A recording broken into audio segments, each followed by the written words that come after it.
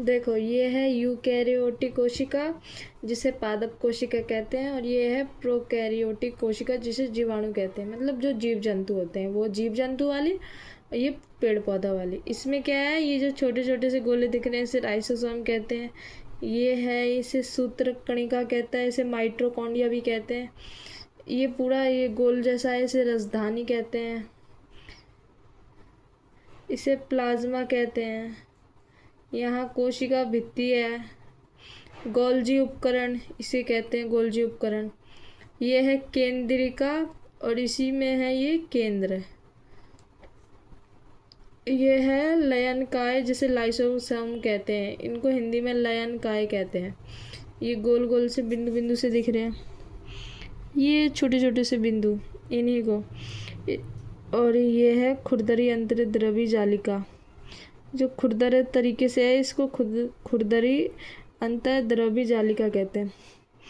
और चिकनी अंतर्द्रवी जालिका, ये जो चिकनी चिकनी सी है, एकदम छोटी छोटी सी, एकदम चिकनी होती है, इसलिए इन्हें चिकनी अंतर्द्रवी जालिका कहते हैं।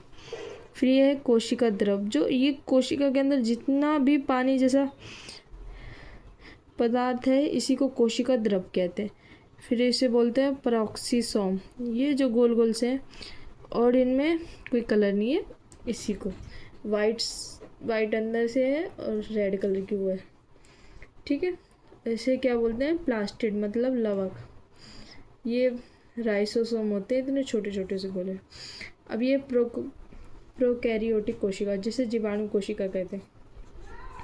ये जो है ऐसे नहीं होते, छोटी आते हैं ऐसी एक जगह चिपकी होती हैं ऐसे इस तरीके से, इसी को बोलते हैं डीएनए। इसको हिंदी में बोलते हैं अनुवांशिक पदार्थ।